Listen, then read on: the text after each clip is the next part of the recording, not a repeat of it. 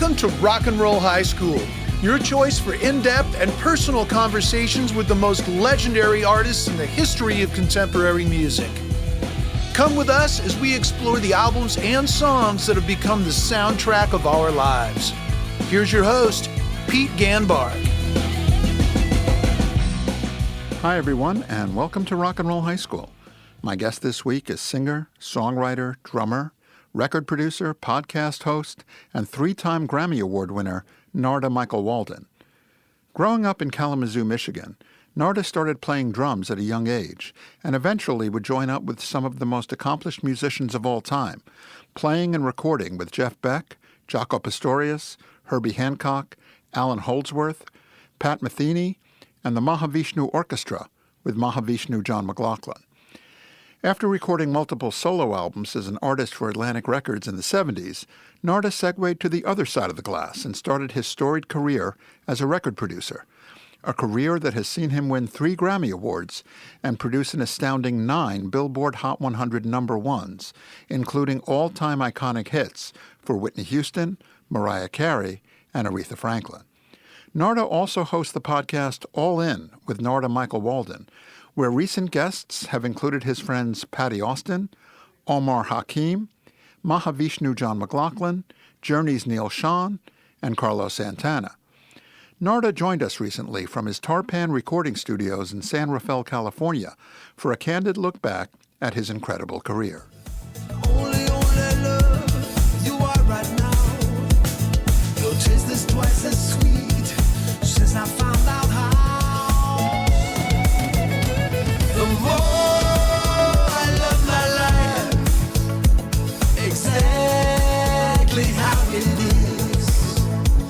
The more I love my life, the more I feel your kiss. Hi, everyone, and welcome to Rock and Roll High School. I am thrilled today to be welcoming live from San Rafael, California, inside of his very own Tarpan Studios, the incredible Narada Michael Walden. Hi, Narada. Yay, Pete. So happy, Go, Pete, go. So happy to see you, man. You and I have known each other a long time, but this is the first time that we are doing a formal interview podcast host to podcast host. You have your own podcast called All In, which is fantastic. I recently listened to the Patti Austin episode, and I did not know how funny she was. She had me cracking up. She's like, you know, the stuff that I grew up with, comedy, and the stuff that she's talking about in your episode when she went to the Apollo Theater and she tells some like off-color Red Fox jokes. Oh my God, I was cracking up, man. Mm-hmm. Patty's a genius, man. She's got all the memory and all the experience of the best of life. And whenever I sit down and talk to her, I'm always blown over by how much information she's retained. So talented. Talented. Yeah, everything we've seen, she just knows it, man. Unbelievable. So, yeah, bless her. And it's so great to listen to your podcast. Again, it's called All In with Narada Michael Walden. And what's so great is, like Patti Austin or like some of the other guests you've had, Neil Schon, Carlos Santana, Mahavishnu, which we'll talk about, they all have worked with you. So it's not like you're getting to know them for the first time. These are people that you've known for decades, that you've worked with, played with, recorded with. So I will do my best to be on my top podcast game today because I'm speaking to an expert. Oh, I love you, man. I got to tell the audience when I'm talking to you, Pete, that I'm very excited. I know that you've been through the fire and you've succeeded to the number one spot through the fire. And because of that, my soul is on fire to talk to you. Well, I appreciate that. Yeah. I'm excited to talk to you for a different reason. Oh, okay. Because there are lots of musicians, right, who are like the muso, the cats, right? Like the guys who can hang with the best of the best, the guys who can play in the crazy odd meters and go full muso, full prog, guys who can rarely hold their own with a Jaco Pastorius or a Herbie Hancock or a Jeff Beck or a Pat Metheny or an Allan Holdsworth. Okay, there are a few people, rare, who can do that. Then, on the other hand, there are very few people who can record as a record producer big pop, mainstream #1 Billboard Hot 100 pop hits. Huge, biggest of the big. But I can only think of one person who fits both, and that's you. And that's rare air. So that's why I'm excited today. Pete, man, you got me. I'm all yours, man. Chain me up. Chain me up, man. So let's start in the beginning. You were born in Kalamazoo, Michigan, and your name at birth was Michael Walden. Yes, Michael Anthony Walden. We'll talk about how you got your current name, the name the world knows you by, Narada Michael Walden, in a minute. But I'm curious, growing up in Kalamazoo, I know your grandfather gave you your first drum kit when you were 10 years old. What do you remember about growing up in Michigan? Michigan is smack dab in the middle of the country in the 50s and 60s. Over in Detroit, you got Motown, you got, some stuff happening. Obviously, all the cars are being manufactured in Motown in Detroit. What do you remember about growing up as a kid in Kalamazoo? In Kalamazoo, first of all, thank you for asking me this kind of question because it's very tender in my heart, my upbringing. I'm really happy to say that my family turned me on to music so early in my life of all the things that they were loving, be it from, Everly Brothers, Wake Up Little Susie, and then, of course, Nina Simone live at Town Hall. They're playing that music in the house, Then my father wanted to be a drummer. That's your parents and your grandparents? Yeah, my mother's sisters and brothers would have music going all the time. And just to be clear, my mom was 19 when she had me. My dad was 18. They were kids. Wow. So their siblings were like young. And so they would be playing the music of the day that was hot. Right. So I was exposed as a young kid, which is so beautiful for me, to everything that was like cutting edge. So when I mentioned like Nina Simone live at Town Hall, I would get like a little pie tin. I would get like a little box and a pillow and just on a high chair, try and play along. That was my education. My dad wanted to be a drummer. So he would carry the drums for his friend named Bill Dowdy, who worked with a band called The Three Sounds. And so I would try to memorize the Three Sounds music. So that early education of taking that music and just memorizing like records of the best teachers, that's what happened to me in Michigan. Right. And then don't forget, man, the seasons. Snow outside when it's winter. You can't go anywhere because you're snowed inside. Right. So you got a lot of time to woodshed and practice, Right. And then when the spring comes, the air is so beautiful with the birds singing and everything. Then your heart's like completely opened. Yeah. So there's something magic about Michigan, I got to say. Something magic about it. I mean, go back for a second. When you talk about pie tins, you're using Yes. the pie tins as your symbols? As my symbol, exactly. Exactly. I guess you got to make do with what you got, right? That's right. For Christmas time, Santa Claus brought me this Toyland drum set. Now, the heads are made of paper, so you can't last very long. But just to beat those things and play those things, in front of my grandparents, my parents, they were so happy. I was so happy. That spirit is with me to this day. Wow. It's amazing when the music bug bites you so young and then it never lets go. And here we are literally 60 plus years later, and it has still gotten a hold of you as strong as it ever has. Yes, brother, you're right. You're absolutely right. There's a great story of you as a kid, maybe a little later, about seeing Stevie Wonder perform live, speaking of Detroit and Motown. Stevie, as everyone knows, had his first hit really young with Fingertips. And you saw him and you decided that in order to become as talented as Stevie Wonder, or also someone like George Shearing, or any of these great musicians who did not have sight, that you decided you were going to blind yourself by looking into the sun so that you could have that level of musical awareness. Absolutely true. Crazy. Here's a story.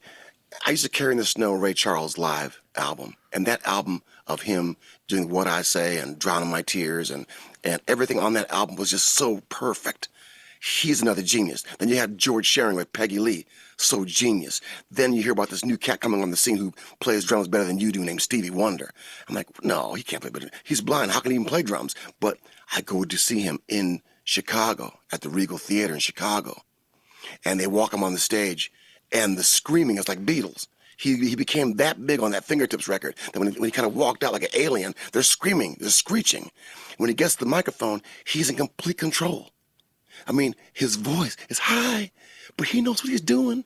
He's got his little harmonica, And now when they go into Fingertips, he's perfect. It's just everything about him is perfect. The way he sings, his tuning, and knowing the audience. Everything about him is like, I go, God dang, it's real. This blind thing is like off the chain. So I got to become blind to become good.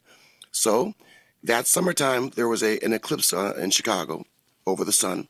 And I was told, if you stare at it, we can become blind. So I stared at it, thinking I make myself blind to be as good as Stevie and Ray Charles and George Shearing. But it didn't work. That's the story. Crazy. Yeah. So you graduated high school, you went to college in Kalamazoo, but then you end up going, you don't finish college, you end up going from Michigan to Miami. And how does that happen? How do you go from the Four Seasons to the land of sunshine down south? Well, it wasn't overnight. That's a real trek. In leaving Michigan, I joined a band called Deacon Williams and the Soul Revival. They were a white boy funk band from Fresno, California, coming through Michigan, and they heard about me.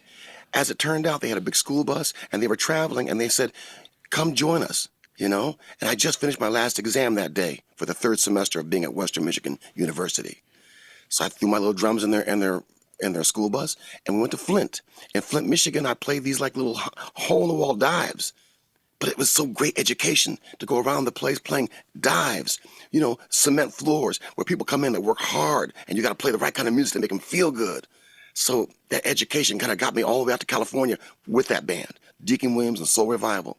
When I got to California, that band breaks up, but I decided I'm going to stay out there.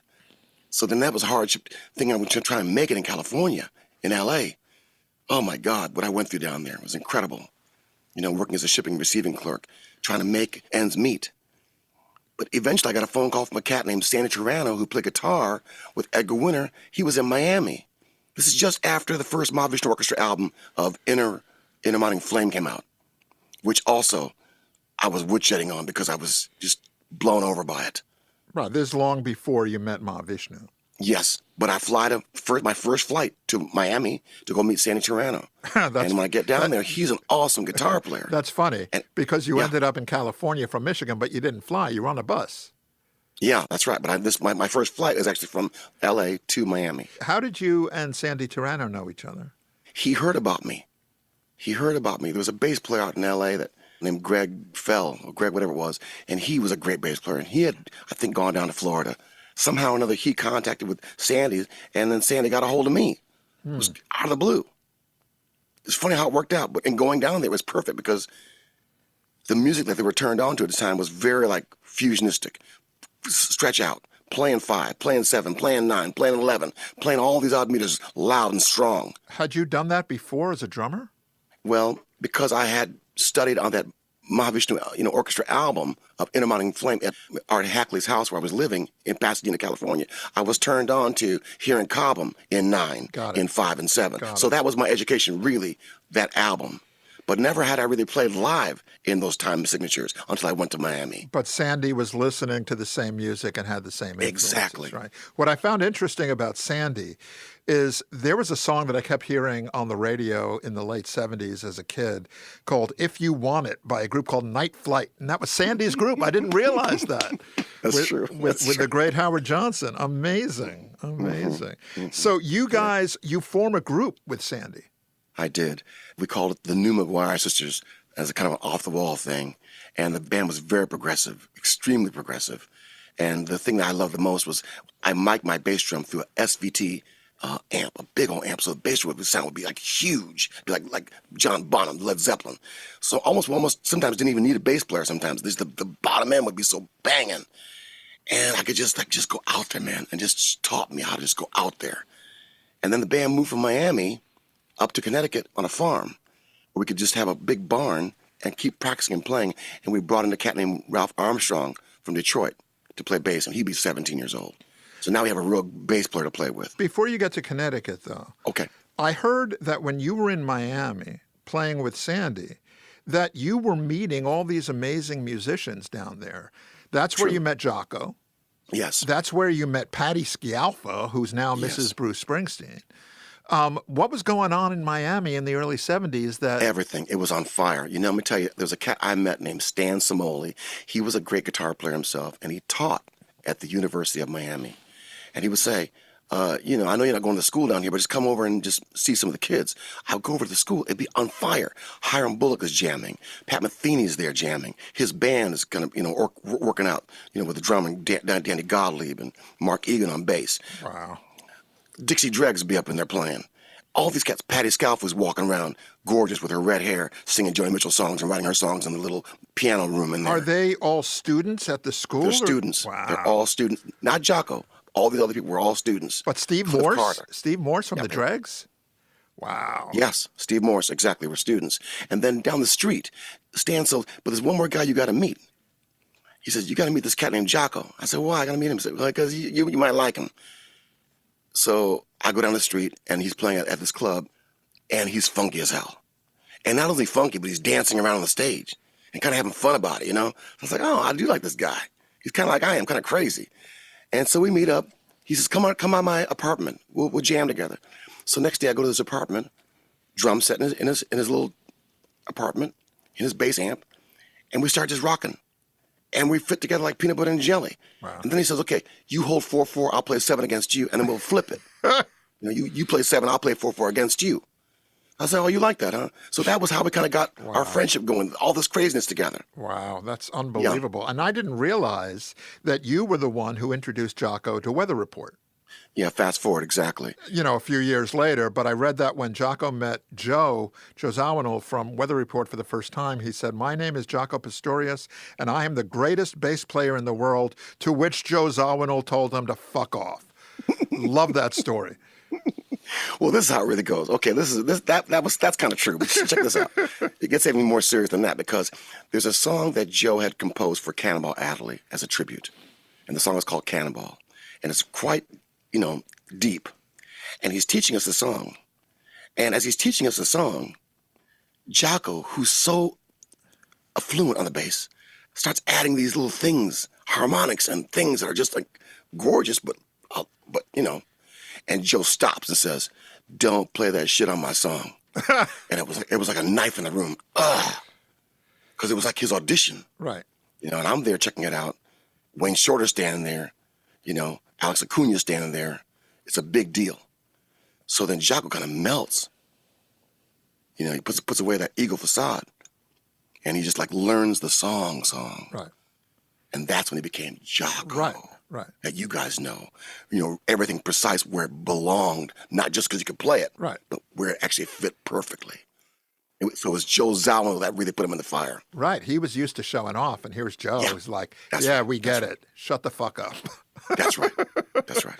So let's talk about Mahavishnu. Talk about the first time that you meet Mahavishnu backstage in Hartford. How did that happen? I go to a show in Hartford after they just put out Birds of Fire. I get there as the spotlight is on John McLaughlin and on Billy Cobham duet. And they're playing furiously loud and strong and clear and clean.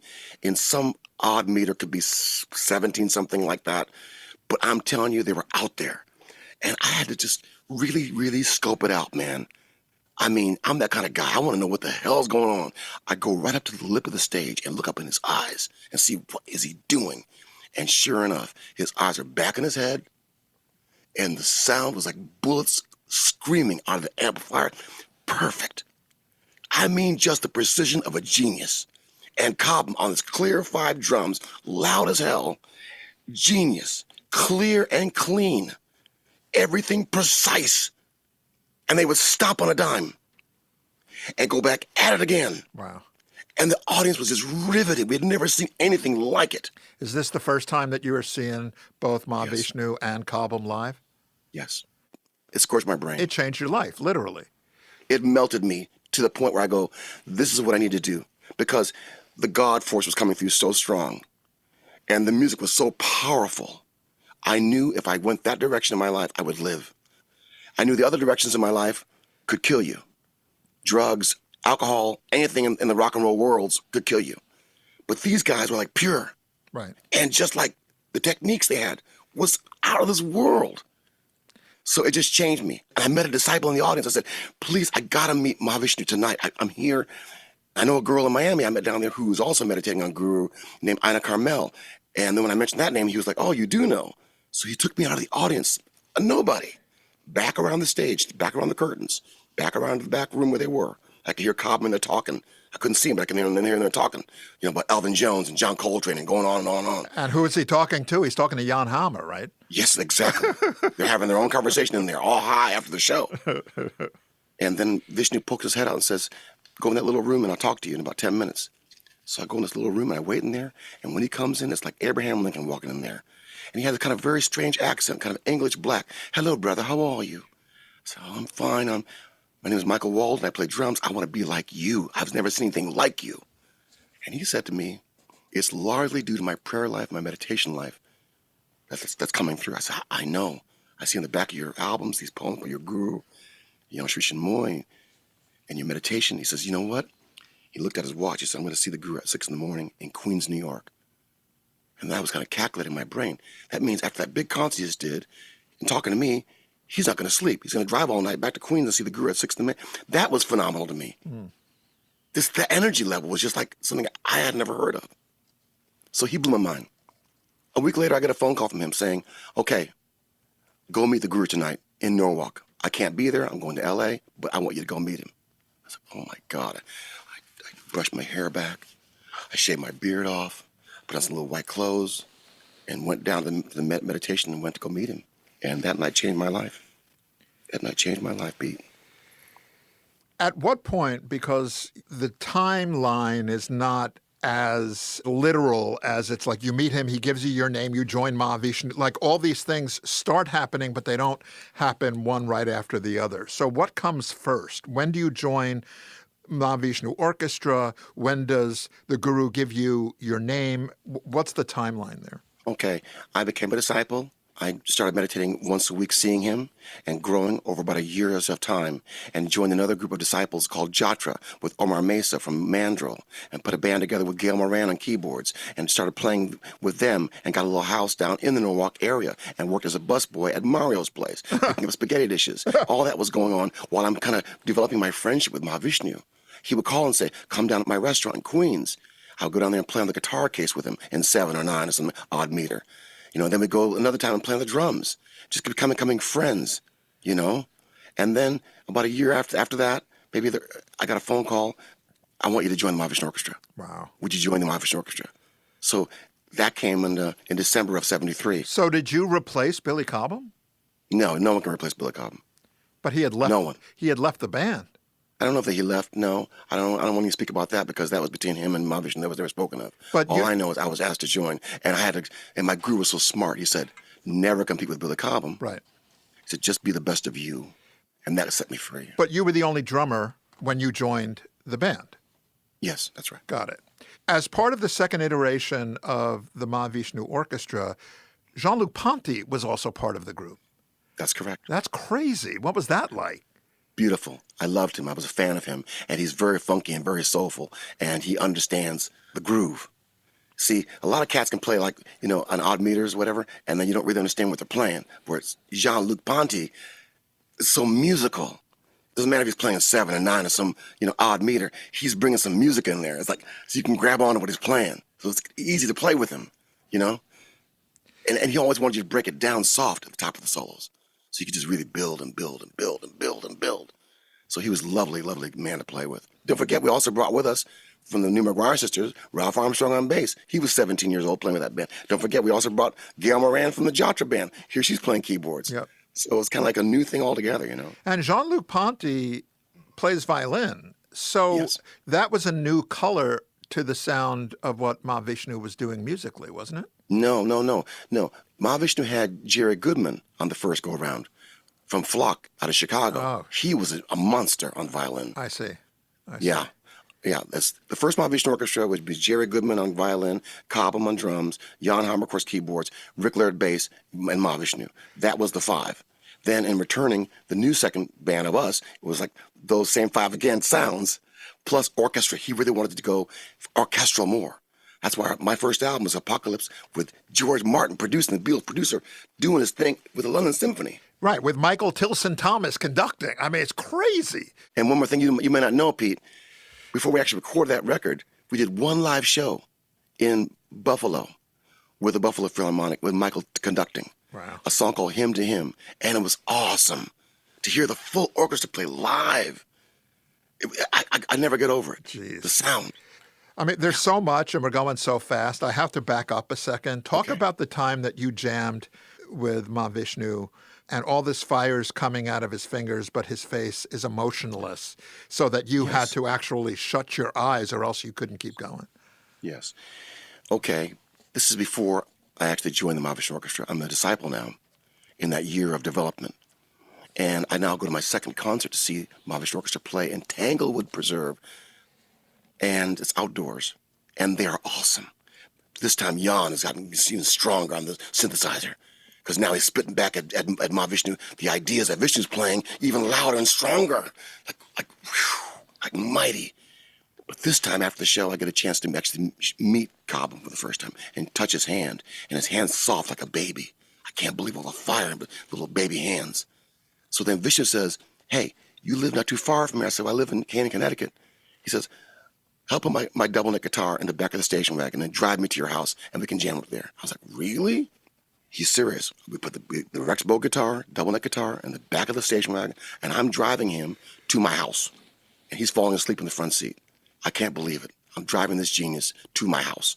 When we get to my house, a couple hours away, I go tell the cats, I said, you're not going to believe who's in the car. Mahavishnu's in the car. And in he walks. And the cats just drop the jaw to the ground. They can't believe it. So anyway, here we are together. And then the next morning, we have meditation together. Very beautiful meditation, which is a very deep story. But after that story, we go across into our barn to go jam. And as we're jamming, he wants everyone to play first. We're playing fast funk.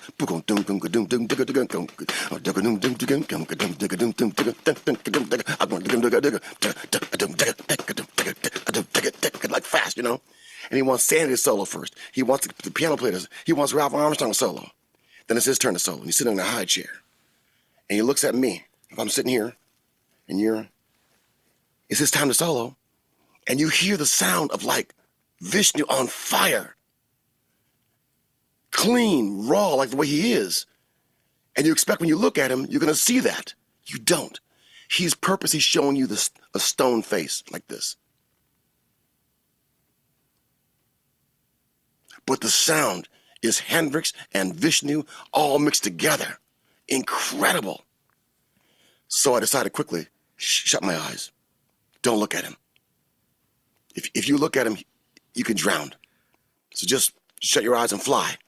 And then I was okay. I could fly with him high. That was almost like him testing you. Yes, it was. Wow.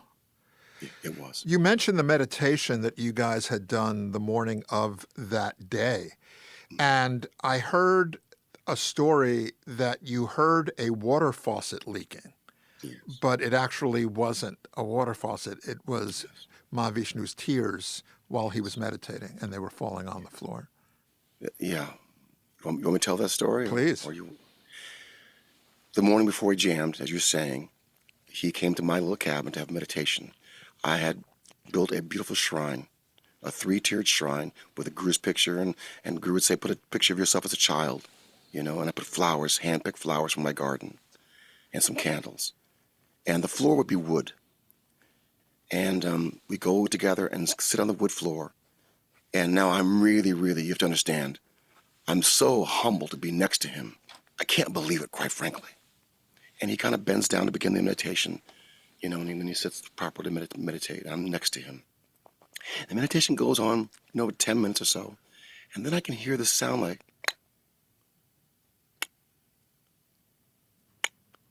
and I'm thinking to myself, is my faucet leaking? Did I leave the faucet on?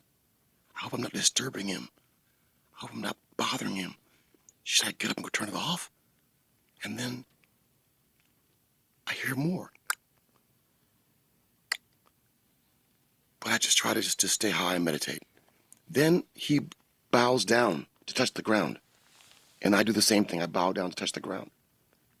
And as I come back up to look at him, to kind of acknowledge him, then I see what's been going on. His face is flooded with tears. his, by the legs, is a big pool of tears.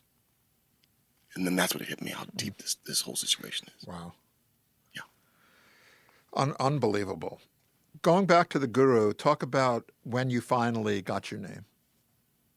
Yeah, I didn't get my name till a long time. And Guru told me, I'm going to make you wait. I'm not going to spoil you like I spoil everybody else. That was his word to me. And he said, you've waited now for God's hour. And Mahavishnu Orchestra had finished. And now I'm about to put out my first solo album, Garden of Love Light, in 76. Don't forget, I became a disciple in 73, 74, 75. Now it's going to be 76. And just before the album came out, he said, this is God's hour for you to receive your name. Your name is Narada. Narada. Narada means supreme musician.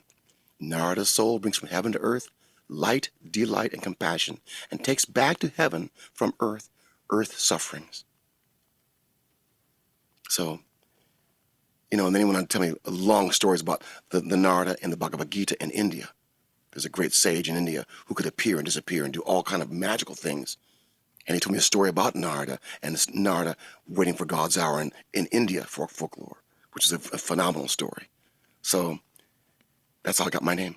And first, when he was first saying it, was like, na, ra, da, na, ra, da. I didn't know if my name was na, ra, or da, until he finally said, Narada.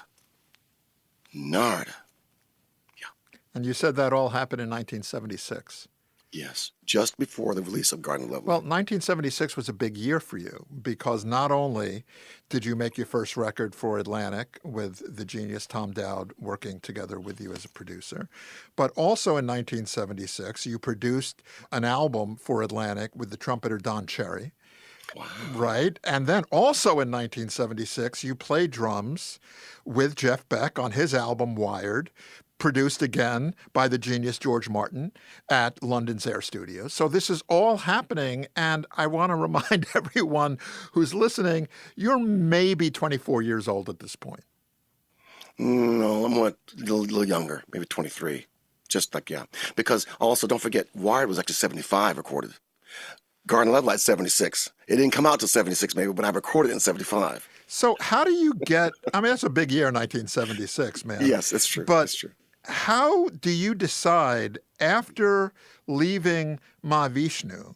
Because at that point, I read that he was more interested in a new style of Indian classical music, and that's when he starts Shakti, right? And so he joins that group, and then you go on to get signed to Atlantic, and you make your solo artist debut album. So how did all that happen? I mean, once Mahavishnu Orchestra, that period of your life ends, you're playing with people like Jeff Beck on his record, but that's more of as a sideman.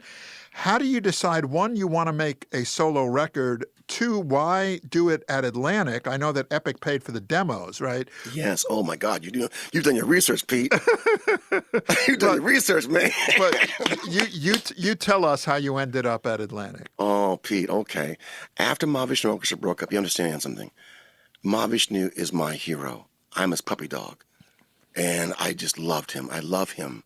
And then to no longer be playing with him at that time was, to me, the Great Depression. And so I decided, what am I going to do with my life? So it just seemed like, well, maybe I should just get some of my friends together, make a little demo, and just begin my solo career. And so I had met this great cat I heard on Lenny White's record, a guitar player named Raymond Gomez, and he was fire. I was like, damn, maybe I can work with him because he's got the Vishnus, he understands fusion music, but he also understands Led Zeppelin and Hendrix blues. So I was like, oh my God, okay. How about David Sanchez on keyboards, another little genius coming up? Could play keyboards and guitars and everything. How about we get Will Lee on bass? So I just put together a thing and recorded it of The Sun is Dancing and maybe a couple other songs for Epic at the Epic Columbia Studios. And then they passed on it. But I knew another friend at Atlantic Studios named Ramon Silva. And Ramon got my demo. And I had a lawyer named Barry Platnick who helped me a lot. And so we got the thing over to Atlantic. And Atlantic said, you know what? We have some success with Billy Cobham right now with the Spectrum album. Maybe we can work with you. So I go over to Atlantic and Jerry Greenberg, Ahmet Ertegun, Ramon Silva, they signed me. Wow. Of course, they wanted some of my publishing from Wired, which I gave them because I wanted to get signed. Right. Jeff Beck Wired, right. Yes, Jeff Beck's Wired. I gave him half the publishing. You wrote 4 songs on that album. That album's a platinum album. Yes, it was. So those were valuable copyrights.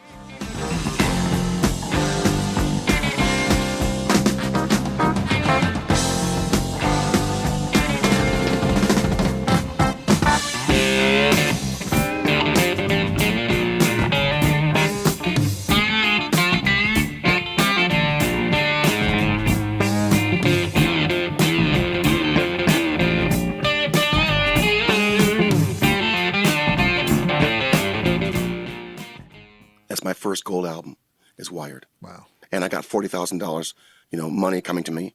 And I bought my piano from Creed Taylor to Rudy Van Gelder's studio. Oh, geez. I mean, this just goes deeper and deeper. I mean, names like Creed Taylor and Rudy Van Gelder, this is rare air in the history of music. Crazy. Speaking of rare air in the history of music, who ends up producing your debut album for Atlantic but the genius Tom Dowd? I got to tell you, it was just so kind to me. They would say, all right, so yeah, you have your choice of producers. You can either work with Arif Mardin or you can work with Tommy Dowd. I was like, wow, what a choice, man. God, Lord. Do I want cake or do I want ice cream? Yes, that's right. And I felt I was going to go more of a rock sound, coming out of Mahavishnu, coming out of that world, working with Tommy Bolin. And so I decided Tommy Dowd might be the best choice at that time. And then I flew in the engineer from London named Dennis Mackay, who had done work with us on the last Vishnu album, Inner Worlds, who was awesome with his sound. So it was him in the Atlantic Studios in New York with Tommy Dowd, with his compression understanding and genius. Brought in the Raymond Gomez, David Sanchez, Will Lee, to cut basic stuff. And Cissy Houston came to sing background on Garden of Love Light. That's where I first met Whitney Houston as 11 years old. Jeez. And Carlos Santana came and played on my song called First Love, about my first love I had in my life.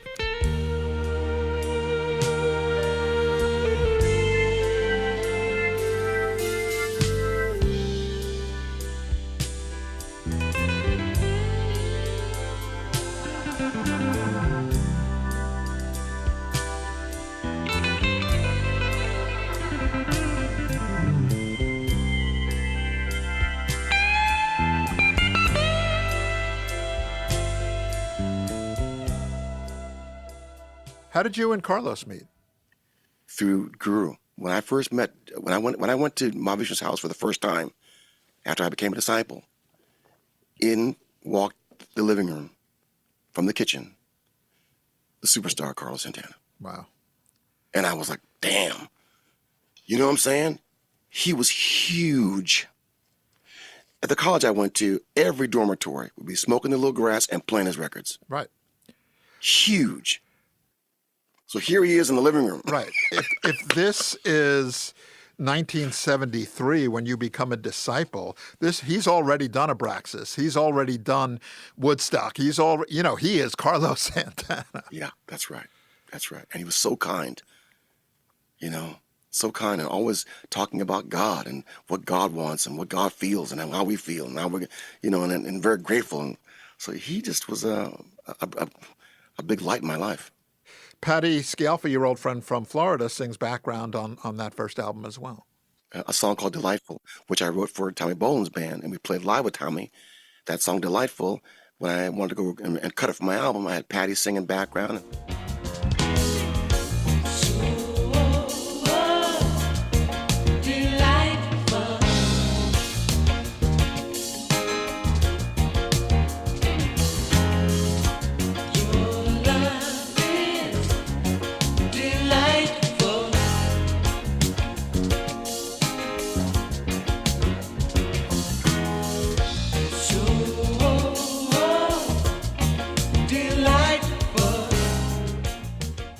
And I wanted Tommy to come play guitar, but Tommy was kind of phasing out.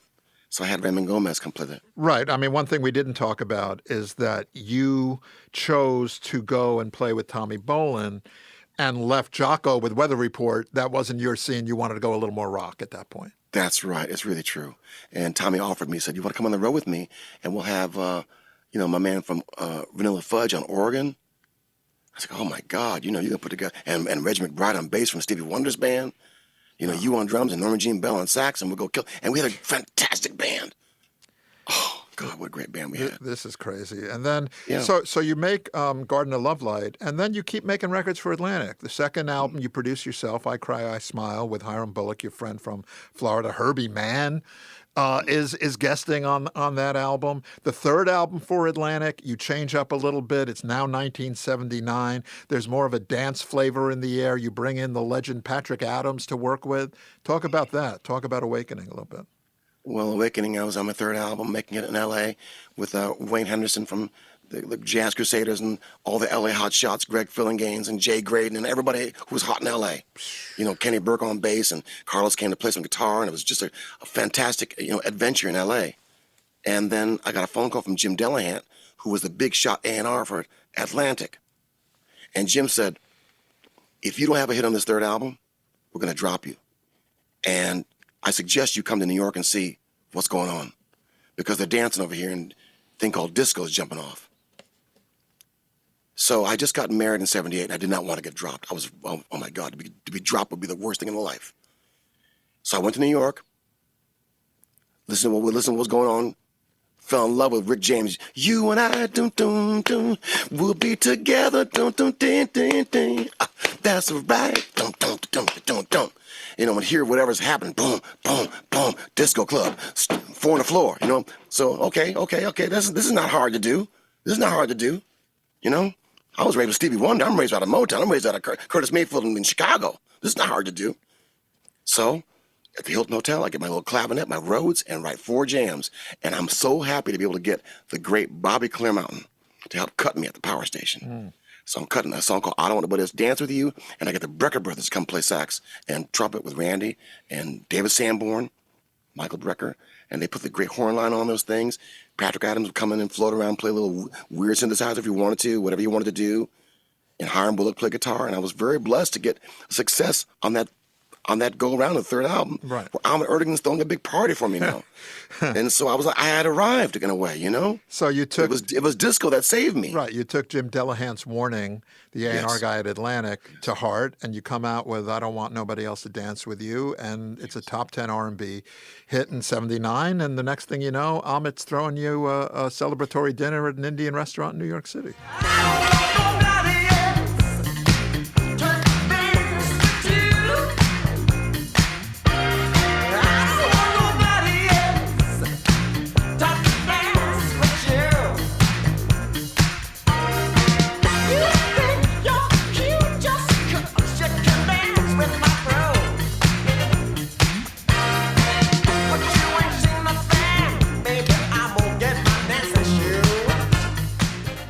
It's true, Pete, man. You know these things, Pete. You know these things. But we got to keep going, because it feels like, even though we've been speaking for a while, we are not even scratching the surface yet. So 1979, the Dance of Life album, also on Atlantic. You start writing songs with another legend, Allie Willis, who, had written September and Boogie Wonderland with Maurice White for Earth, Wind and Fire. How do you meet Allie? I was signed, I think, to Warner Chappell coming up as a publishing house, or knew about Warner Chappell somehow. And I heard she was a big writer there, and I was a big fan because of that work with Earth and Fire. And a few things she had done, and her, she was from Detroit, and got her phone number and called her and said, you got to meet me, and I would love you to work on a few things I'm writing. And she would be like, I don't know if I have time. She kind of put me off. But I kind of stayed persistent with her, and then came down to go visit her in her house. And her home would be all like old kitsch stuff, like 50s, everything, 50s. And I played her a track I was working on called I Should Have Loved You. The T.M. Stevens on bass, this raw thing I come up with, was funky as a mad dog. And I hooked her. I should have loved you. I should have loved you. Life Between the Sheets is fine if all you want to make is time. But if you want to make it last, you lose control if you drive too fast. I should have loved you. That's how she was. Wow. We got on, man. Boom. There's And then she wrote more with me too. And we kind of just kept it going, but I just loved her so much and miss her. Yeah, there's a great documentary about Allee Willis that, if anyone is curious, just such an iconoclastic one-of-one individual. And there's a website still where you can go visit a virtual Allee Willis House of Kitsch and see all of the tchotchkes and everything that she's got. But listening to I Should Have Loved You, I mean, that bass line, T.M. Stevens, is killer. He's one of the most powerful cats in the world. He just went to heaven recently. But at that time, the way I got that line, you gotta dig for gold. I had a little warehouse over in Oakland. And I say, come up in here. I flew in from New York. And I say, I'm going to play this drum groove. And every time I crash the cymbal, change bass lines. So I'm playing, boom, dum, dum, dum, dum, dum, dum, dum, dum, dum, ska, dum, dum, ska, dum, dum, playing that groove, right? Then I crash my cymbal, he'll play a different bass line. I went through about 4 or 5 lines with him till he stumbled upon, do-do-do-do-dum.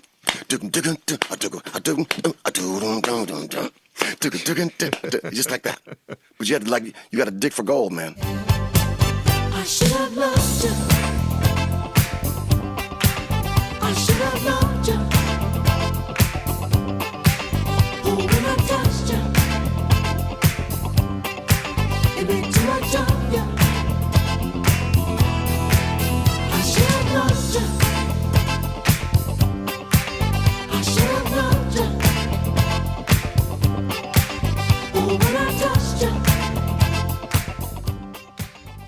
you. And you got it. Yeah, they ain't gonna just give it to you. You know about that, Pete. You got to dig, man. You got to keep digging. And you kept digging. You kept working with Bob Clearmountain on the 1980 Atlantic album Victory. And talk about great bass players, that's when you started working with Randy Jackson. Oh, no, another hot one. Another hot one.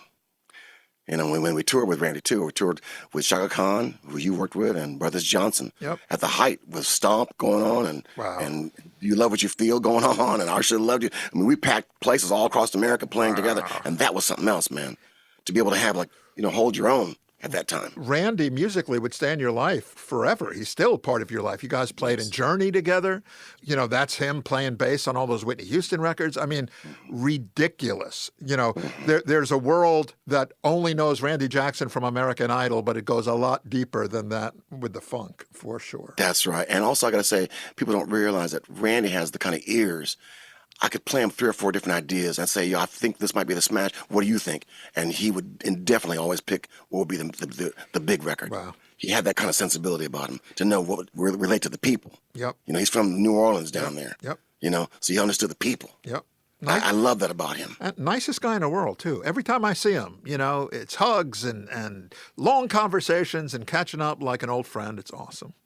Mm-hmm. So around this time, you are doing a lot of work at Atlantic, obviously as an artist, as a producer of your own records. And there's a gentleman whose name is not as well known as it should be, named Henry Allen, who had a label called Cotillion Records inside of Atlantic. Cotillion is probably best known for Sister Sledge, but, you know, also Johnny Gill and also Stacey Lattisaw. And you ask Henry Allen if you could start producing some music for him. I'm producing my own music, you say to him. Why don't you let me produce some of your music? Yeah, it was more pointed. It was actually pointing towards Stacey Lattisaw because I knew that was his pet project. She had made one record that didn't go very far. Right. You know who produced that record? Yes, tell me again. The great Van McCoy produced that record. That's right.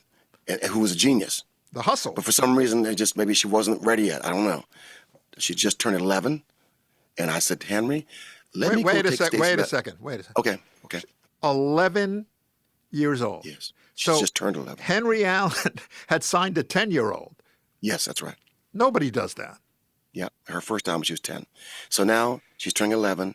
I say, yo, I know you want to have a hit for her. Why don't you let me go cut 4 songs? And if you like them, I'll finish the album. If you don't like them, you haven't lost much. He was like, you know what? Because I was hot with I Should Have Loved Him and all my smashes at the time. He was like, you know what? Go do it. And I came back home to San Francisco, flew in T.M. Stevens on bass again, Frank Martin keyboards, Corrado Ricci, the Italian Stallion on guitar, and wrote Let Me Be Your Angel, Dynamite, Jump to the Beat, My Love, and just rehearsed them so much before I even went to the studio that we were tight. So when I went to the studio to cut them in Sausalito record plant with Rick James' engineer over there, we just bam, did them in 2 days. Flew to New York, got Stacey Lattisaw to come sing on these things, beautiful. Got Mike Gibbs to do the string arranging, mixed it quickly, and turned it in way under budget. And they were like, wow, you're so under budget. That turned them on, I think, as well as having to, good songs. Right. So I became like a hot guy. Right. And then when it started selling, now Clive Davis is calling, Right. Right. Clive was calling saying, how'd you learn how to make those kind of records? I said, well, I come from Michigan. We're all deep music lovers, which is really true. Right. And he's like, well, if you can do that, you want to produce Angela Bofield, Phyllis Hyman. Right. He eventually went on to Aretha Franklin. Right. You know what I mean? A&R people are always looking for those people they don't know who are making hits. And those Stacey Lattisaw records that came out in 1980, I still remember where I was when I heard Let Me Be Your Angel. I went out and I bought the Cotillion 45. I was like fanboying, right? But when you are having these hits, everybody wants a piece of that, right? So I love that Clive called you and said, I see what you're doing. I see you. And I want you working here. And he connects you with not only Angela Bofield and Phyllis Hyman, but he connects you with Dionne Warwick. And you go out and start playing some of your music for Dionne Warwick, and she doesn't like what you're playing her. It just wasn't connecting to her. I actually flew to her house with about 13 songs. And I'm a massive Dionne Warwick fan. It's all her music with Burt Bacharach and Hal David that's been my teachers. I knew I would know how to work with Whitney eventually because of my love for Dionne. But the songs I was bringing Dionne, for some reason, she wasn't grabbing. She wasn't feeling it. So I came back home and called Clive and said, Dionne was not feeling the music. He said, oh, don't worry. Just like that. I said, don't worry. He said, how about Aretha Franklin? I was like, Aretha Franklin, Lord. I had just gone to the Grammys for my first time and saw her win for a song called Hold On, I'm Coming, the Sam and Dave jam, which wasn't a big hit for her, but the Grammys loved her. So I knew if I really put my mind to it, put some hit songs together for her, we could probably come out really strong. So that's what happened. I called Aretha on the phone. Clive said, just give her a phone call. Just give her a phone call. He gave me the phone number. And I call on the phone just like that and say, yo, Miss Franklin, what do you do for fun? Just trying to have a conversation. What do you do for fun? She said, oh, that's how she talks. Maybe I go out to a nightclub. Maybe I look over in the corner. Maybe I see a guy looking at me. I look at him. It's kind of like a who's zooming who. But guess what?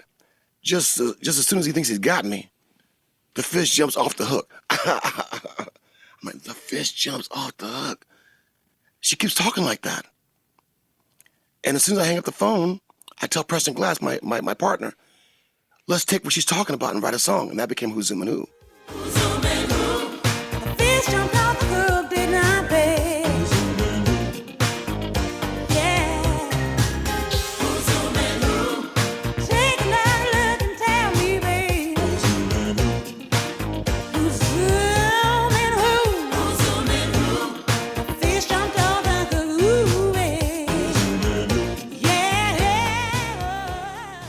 And then Preston was so smart to say, let's take one of your songs, that Freeway of Love, and make it for her. I was like, Preston, you're a genius. I would never have thought of that. Wow. So Freeway of Love was originally for your solo project. Yeah, it was one of the songs I was writing for myself. Jeez. And then when Preston said, let's give it for her, then we had to reshape the lyric with Jeffrey Cohen for the Queen. Knew you'd be a vision in white. How'd you get your pants so tight? You flip around. Don't know how you're living, but you must be living right. We got some places to see. I got the maps with me. So this is all that kind of vibe for her, which was gonna be just perfect for her. We going riding on the freeway, but love wins against our plans. We going riding on the freeway, but love in my pink Cadillac. We going riding on the freeway, but love wins against our plans. And we're riding on the freeway, but love in my pink Cadillac. What's so great about a song like Freeway of Love is, you're from Michigan, she's from Michigan, Cadillacs are from Michigan, it all goes together, right? Yes.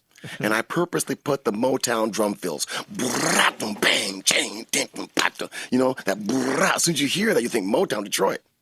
Even though she wasn't signed to Motown. Nope. But I wanted that feeling, the symmetry, as you say. Right. How did you get Clarence Clemens to play sax on Freeway of Love? Roy Lott. Roy Lott. Yeah, my man who worked for Clive. He was like, hey, man, you know Bruce Springsteen? I said, yeah, I know Bruce Springsteen. Hey, why don't we get the big man, the sax cat, the Clarence Clemens going to play sax on free? I said, can you get him?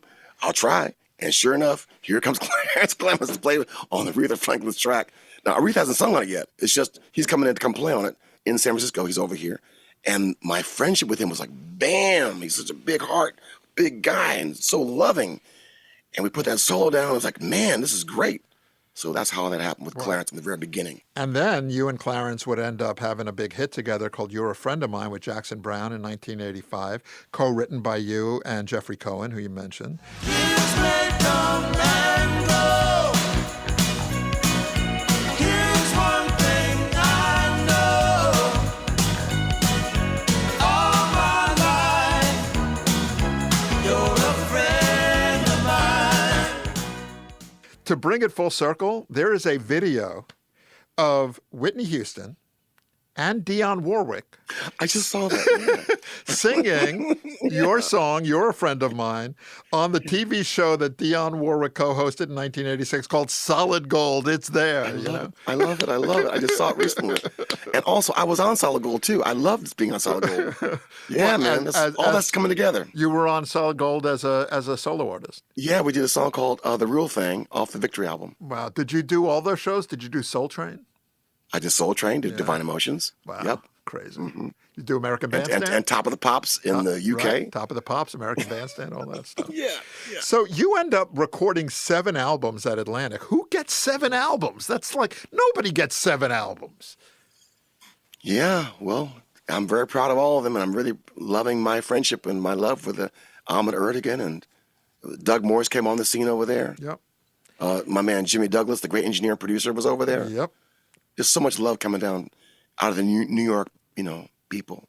Amazing. And then as you're working with Aretha and eventually Whitney and everybody else, we're going to talk about Mariah, you move on to Warner Brothers after Atlantic. You make The Nature of Things in 1985, which has that great Patty Austin duet on Gimme, Gimme, Gimme.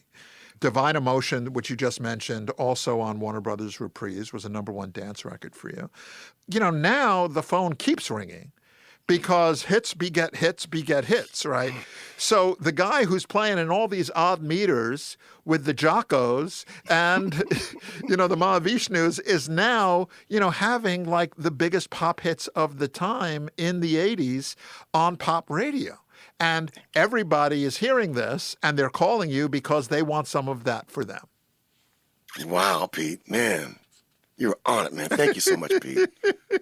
Yeah. I'm a fan, man. I'm just a fan, Me too. I love music, and that's what it was. When I lived in Queens, New York, I would often go to those little diners, and they have those little things you put a quarter in. Yep. You put your little money to play the song on the little jukebox where you're sitting. You can kind of scroll through and pick out the song you want to hear and put the little coin in. I always wanted to be all over those things. And you were. That's what it was. I would pray to be on those things. So and you were. God granted my prayer was answered. Here's another good friend of ours who doesn't get enough shine, so we're going to give him some shine right now. While you're working with Aretha, you get a call from the A&R executive who brought Whitney Houston to Clive Davis's attention, and that's our good friend Jerry Griffith. And Jerry calls you and says, I got this new artist. She's Cissy Houston's daughter. You got to work with her. And you and Narda say, nah, I'm good. I'm too busy right now. That is true. That is definitely true. And I felt bad about it, but I couldn't. I was just so focused on making the big album for Aretha, the Who, Zoom and Who, the Freeway, all that. I just didn't want to be bothered with anything else but just making sure that was great. And Jerry was the one who said, no, you got to slow down. You got to make time for this. He said, you remember Cissy Houston's daughter, Whitney? I think back in Garden Love that when I met, she was 11 years old. He said, well, she's 19 now, and she's going to have this big album. And so he had a hook of a song called How Will I Know? I said, send me the song. He sent me the hook. And I was like, well, I need some verses. Ask the writers if I can put some verses in it. Writer say, okay, you can put some verse in it. And so I said, okay, Katz, Randy, Corrado, my team, we're going to take one day and pound out on the piano. I'm going to pound out this idea. We're going to cut this song right now. And we did. Cut How Will I Know one day. And then I had to call Whitney Houston. I didn't know. I said, I'm going to make the intro really high. Can you sing high? She goes, yeah, I can sing high. I said, I'm going to go like, there's a boy I know, he's the one I dream. Can you sing the high like this? Yeah, I can sing high. I said, okay, because I'm about to bring the tape from San Francisco to New York. If I get there, you'll be stuck if you can't sing high. I didn't know. She's like, don't worry about it. So I brought the tape to New York.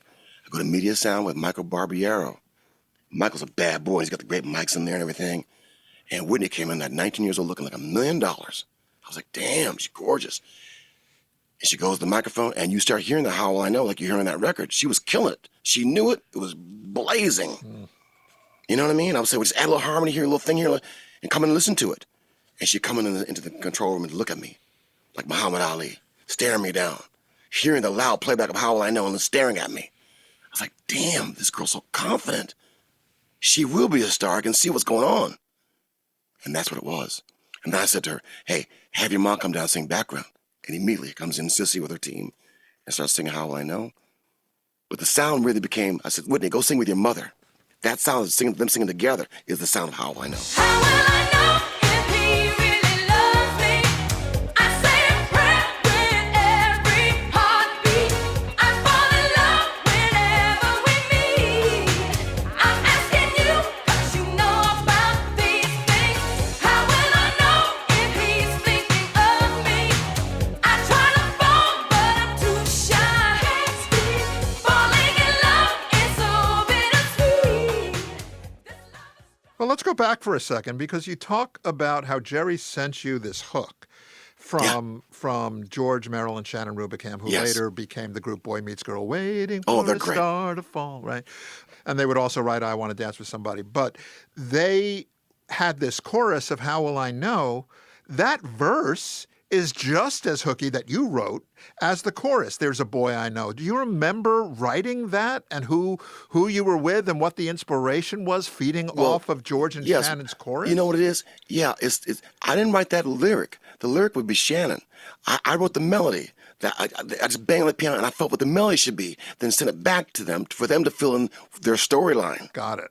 That'd be Shannon. Got it. Because she's the genius for like her story she wanted to tell, leading into How Will I Know. So that's how it kind of came, the combination of it, you see.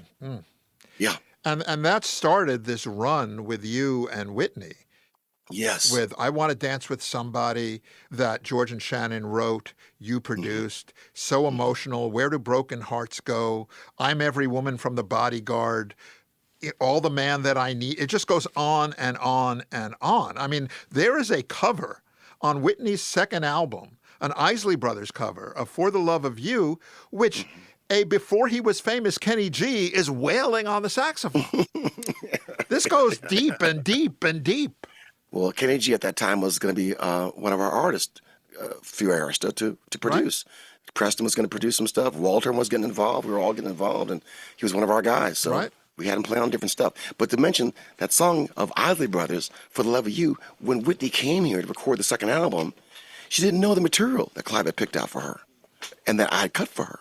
The only song she knew was For the Love of You, and it was perfect. So that she could sing that song that she knew, and guess what, Pete? On those speakers behind me, you could hear 20 voices of harmony on that side she would put down. You could hear 20 voices on that side of all the harmonies she could put down. So when she would come in the control room here, she would listen and she would get inspired hearing all those voices, 40 plus voices of herself harmonizing to herself. Unbelievable.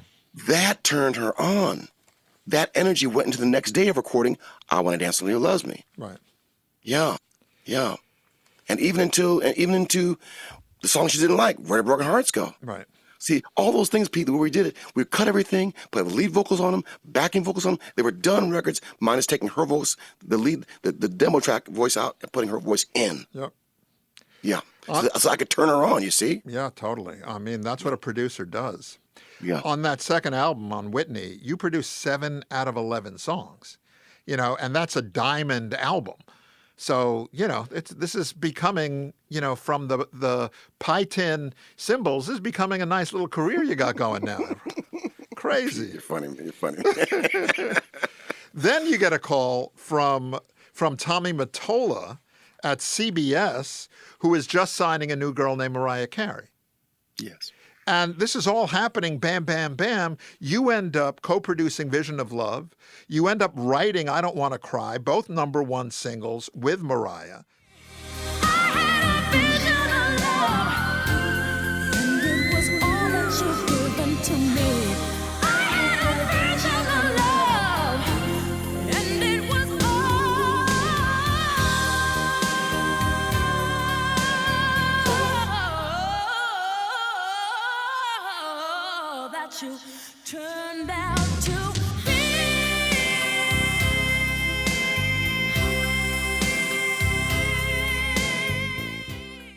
And then Walter A., who comes up under you, not only are you developing this amazing artistic talent, but you're developing incredibly important production talent as well. Walter A. would go on to write, All I Want for Christmas Is You with Mariah, one of the biggest songs of all time. It's crazy.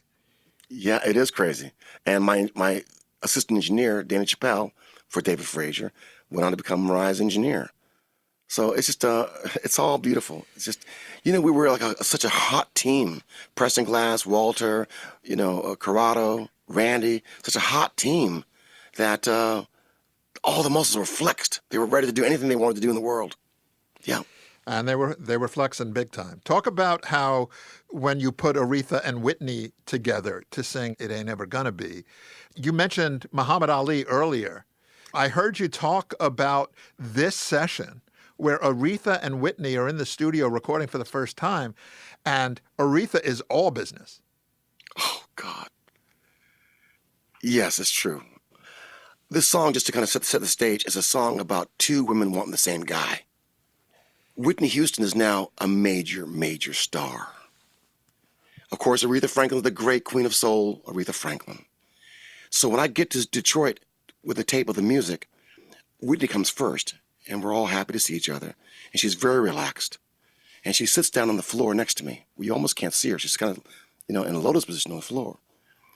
So when Aretha comes a little later, I can tell she's all kind of in a little bit of a rage. Like she's in character for the song already. And she is, it's like De Niro. She's in character. She's like, where is she? Kind of urgent like that. She threw me off. I was like, where is she? Where is she? Oh, you mean Whitney? She's down here on the floor. So I could see Aretha kind of peer over and look down on her. Like, oh, so you are Miss Houston. And I kind of cast a spell like, which is what she wanted to do. You ain't getting my man. Bring it You on. ain't getting my man. Right. You are not getting my man. And dead serious. I mean, here's little Whitney going, Auntie Riri. But there wasn't no Auntie Riri. It was Muhammad Ali Lee. Yes. So when they started to record, it was like on. Like, here Whitney's like, trying to be all friend. No. So Whitney's saying some defying stuff. I mean, like, if you hear the record, some stuff on there that's pure, raw, incredible genius of Whitney just, pew. And then Aretha, too. I was like, wow. It isn't, it wasn't, it ain't never gonna be. It isn't, it wasn't, it ain't never gonna be. He ain't never, ever, never, never, never, never, never, never, never gonna be your man.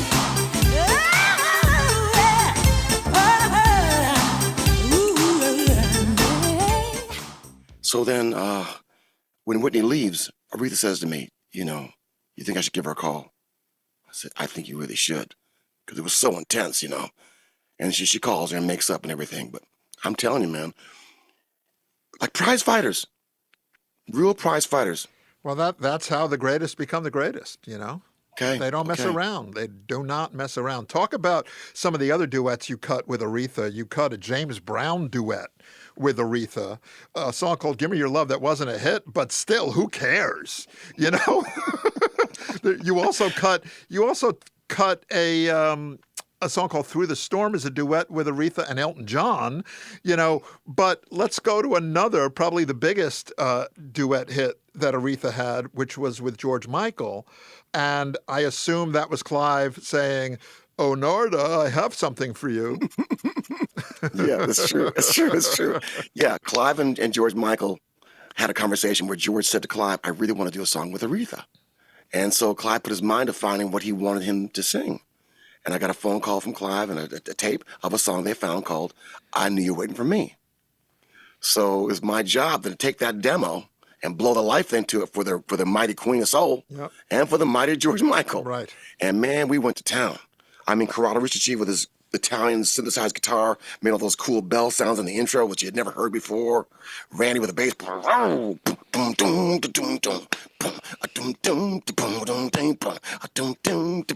Just so black ghetto. Yeah. Stank. And then, I get my singers in to build all the parts. I can hear how it should flow out, who should do what where. And I go back to Detroit with the master tapes, and Dave Frazier, my engineer. And Aretha comes in the first day. She lays down her verse bits by herself, some chorus, straight parts, and saving all the outro stuff for later. She can do that live with George, maybe the following day or something. So then George comes the next day, and he's extremely nervous. Like nervous. I have 10 tracks for him. We have, two 24-track machines. I have 10 tracks for him to sing on. And he blows down, 8, 9, 10 of those tracks fast. Verse, chorus, not the outro so much, but just the main body of the song. And then he says to me, go back over the first 4 tracks. And that's when I got to be a producer. I said, no, George, we're not doing that. Because I knew those first 4 tracks were the record. He thinks he's getting stronger, but he's not getting stronger. He's actually getting weaker. The first 4 tracks was it. So when I looked at him and said, no, we're not doing that, he looked at me like, who are you to tell me what you're not going to do? And I said, George, let me put this together and comp it. I'll stay here all night if I have to. You go on home to the hotel and get your strength, because tomorrow the Queen's coming to sing with you on the ending, the background, the back of the song, the fireworks. Get ready for that. And I'll put all this together. If you have any problem, when you're here tomorrow, we'll look at it. And then he kind of relaxed and said, okay. And he left. And we stayed all night and put it all together. His parts, her parts, tight, like the record. And when they come the next day, I say, okay, there's 2 mics out there. And Aretha's so sweet to George, just to really make him feel comfortable. And they do those ending parts you're hearing, the ad-libs. I got like just enough tape where they can go on 4 different times of takes. And the first 3 go-arounds, Aretha's being very kind. But the 4th go-around, she became a damn tiger. She laid out that riff on that you hear on the record that was just death-defying and stunned George like a prize fighter again. Right. Just stunned him. Stunned all of us. Because the gloves were off.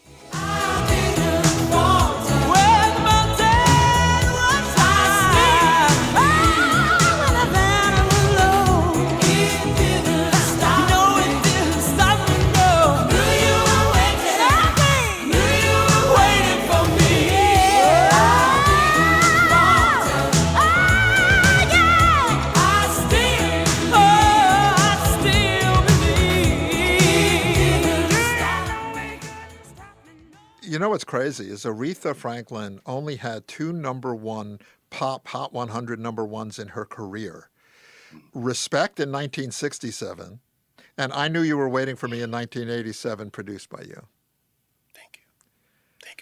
And then what gets even crazier is after I Knew You Were Waiting for Me ends its run at number 1 in 1987, it gets knocked out by another song you produced called Nothing's Gonna Stop Us Now. It was also Diane Warren's first number 1 song as a writer by Starship. We can build this thing together, standing strong forever.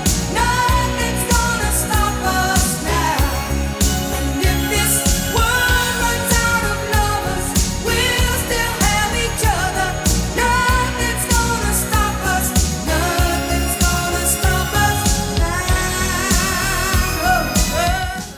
What'd you say? Like the machine is well-oiled and finely tuned, and here we go. Yeah, exactly. Crazy. And what a great joy to work with Mickey Thomas. Mickey Thomas, great singer from Starship. Yeah. Who was brilliant, and the great White Rabbit, Grace Slick Oh, my goodness. from the Jefferson Airplane. Yeah, and that's got to be close to your heart because that's San Francisco. You're San Francisco, so it's all that. Some of the other songs that you did that people might not remember, these are all you. Shanice, I Love Your Smile, massive hit in 1991. And the thing we haven't talked about with Shanice, with Stacey Lattisaw, with Tevin Campbell, they're all kids. Yes. That's a completely different psychology than working with Muhammad Ali and Aretha Franklin, Well, the kids are great, but like everybody, we need a lot of love. And that's the one thing I've learned in the studio is to make people feel the love. And so you take a moment, you bring a little teddy bear, light a little candle, just take a moment where they can kind of relax, And then I've also learned some tricks on the microphone. I've learned that they can get excited quickly by hearing their own voice. So they go kind of learn the song a little bit, and they start hearing their voice. They get excited, and then we go do the ending first, if I can. I get the ending fireworks first. All the ideas they want to try, all the ad-libs, just get all that first and bag it up. Then go back and get more technical on that first verse, which has got to be exact. Right. Yeah, and you know what I'm talking about. It's got to be exact. Otherwise, people just shut you off. Yeah, totally. Smart. Smart. Yeah. Another massive hit in the summer of 1986. I can remember it like it was yesterday. We Don't Have to Take Our Clothes Off with Jermaine Stewart. And then, some of the other great singers and great artists that you worked with, in addition to everybody that we mentioned. The Temptations, the Four Tops, Regina Belle, Patty Austin, Diana Ross, George Benson, Barbra Streisand, Elton John. You produce a duet of Cole Porter's True Love on Elton John and Kiki Dee in 1993, which becomes a massive hit in England.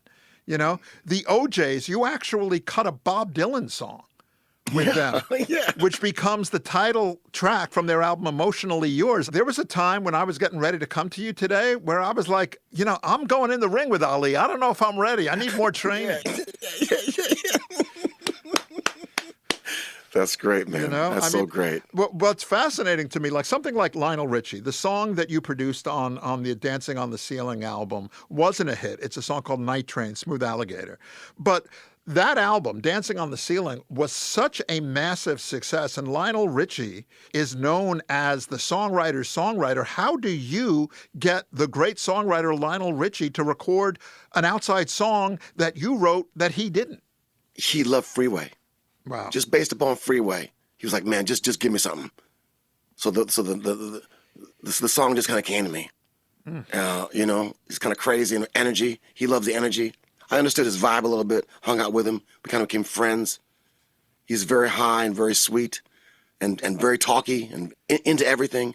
And then Quincy Jones, Richard Pryor, myself, and Lionel all came together for a dinner one night. So I kind of got him. I got his energy really good. So, and he trusted me. He brought me into his secret chambers where he would write his songs in his private piano room. I could watch him. Wow.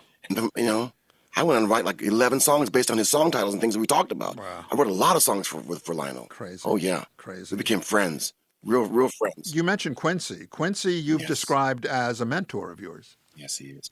It was Quincy that really pushed me. He said that we need more helpers. We need more helpers with singers and artists in the world. And I knew he was right. There's a great quote that Quincy Jones has said about you, where he says that you know how to write a melody, how to put clothes on that melody, and make it stand up tall. Wow, that's beautiful. That's high praise. Thank you. I call Quincy Borda, which means older brother. He calls me Chorda, which means younger brother. And one thing I always think about that he tells me, he says, the Smashes are an outhouse bottom with a penthouse view. I always think about that, Stank on the bottom, beauty on the top. Oh, yes. So in my mind, I go right to the north side of Kalamazoo, where the poor people hang out. Little nightclubs where the poor people go. Make sure it works in the poorhouse up over there. Make sure people ain't got no stockings on. They want to drink. They want to smoke their little cigarette. Get them happy. Then I go on the other side, on the top, I go over to Onassis boat. I'm Jackie Onassis, cruising the Mediterranean Sea. Make sure it works for them, too. I mean, it's amazing how so many things come full circle. You worked, in 1997, you worked with the great Steve Winwood. Yes, I adore Steve Winwood. On a fantastic album. But then, almost 2 decades later, his song, Higher Love, you had recorded with Whitney Houston. The Norwegian DJ Kygo gets a hold of the tracks, and you have another hit. Yeah, I recorded the Higher Love with Whitney before I worked with Steve on her third album to make her happy. She was going through depression. What could I cut? What would you like me to do that make you happy? Because she was just sad, going through a big breakup in her life. She said, well, I do love the Chaka Khan Steve Winwood Higher Love song. I said, how about I cut that for you in a gospel, funky tradition? She goes, wow. So I come back to San Francisco, I cut it, get my friends in there, come and make a big old record. Go back to New York, she sings it like 6 minutes long with all the ad-libs just going crazy. So happy.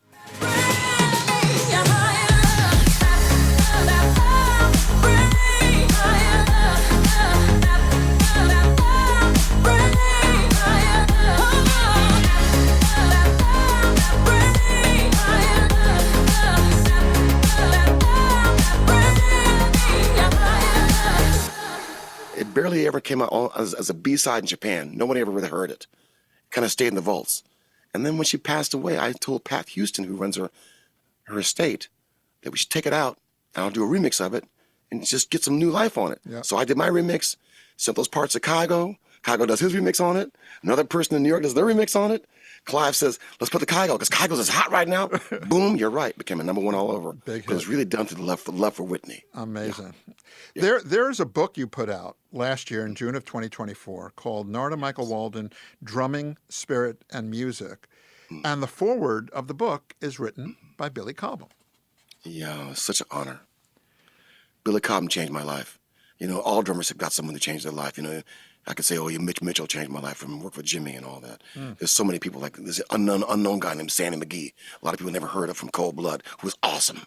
There's so many people I love. But Cobham, because of my Vision Orchestra primarily, and how he was so fluent, so free, and so easy with everything he wanted to do, funk-wise, in odd meters, unlike anyone, that I just was like floored. So for him to write the foreword of our book was really... And he's still with us, thank God. Oh, yes, and awesome. Absolutely awesome. And you're still making music all the time. Your last album, Euphoria, came out in 2023. Features contributions from Stevie Wonder, Carlos Santana, Sting, members of your family. There's a remix of the song The More I Love My Life, Stevie on harmonica, Sting on vocals, Carlos on guitar. It's fantastic. Thank you so much. And a co-producer helped me from Italy named Lino Nicolosi. He was putting his touch on it because I really wanted to make sure I had an international sound for this album. And he did a wonderful job. So I'm really happy to have it out. And, I'm always making music. That's what I do. I make music. I'm like you, Pete. I never stop. Well, the people who are listening to this audio only can't see what I'm seeing, which is two things. One, you are wearing your high school marching band hat because we call this program Rock and Roll High School. So you're heading back to high school where it all started. You're sitting in the studio in front of a gorgeous SSL desk. You keep making music. That's just who you are. There is a website called, an app called Who Sampled, right? Oh. And you can go to this website and you can put in your name or anyone's name and see how many people have sampled your music. So I went into this Who Sampled website. I typed in Narada Michael Walden, and it spit right out that there have been 516 samples of your music. But 665 covers of your music and 67 remixes of your music. I don't know if it's an exact science, but to this day, a couple of years ago, the R&B singer Chris Brown had a big hit, I Love Your Smile, sampling Shanice, your song, I Love Your Smile. And then Mariah Carey, who you had the big hits with in the early 90s, in the late 90s, had a massive #1 song called Heartbreaker with Jay-Z that sampled your song with Stacey Lattisaw, Attack of the Name Game. Yeah, Pete, man. Look, Pete, man, you're a PhD, Pete. You're a PhD, man.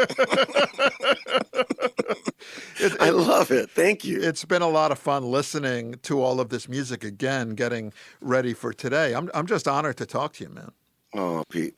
People should know it was you that put together the monster smash of all time with the great Carlos Santana, the Smooth record. And that, I know, was everything you had in your fiber to put it together and go before Clive and that corporate people and play that record and get the blessings of everything that you did. I know how hard that is, man. Go before the tribunal. I want to really make sure that you know how proud we are of what you've accomplished and what you are accomplishing. I can't do what you do. I can't do what Carlos does. But what I can do is I can try to connect the dots so the music that you guys make reaches as many people as possible. And it's been my career's joy to be able to do that.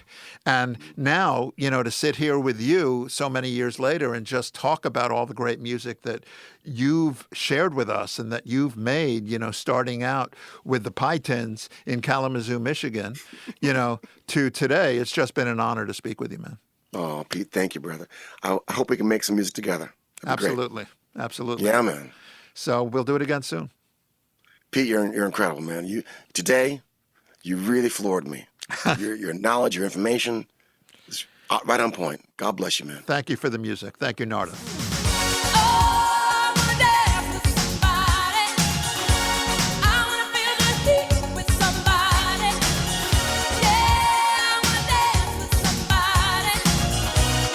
With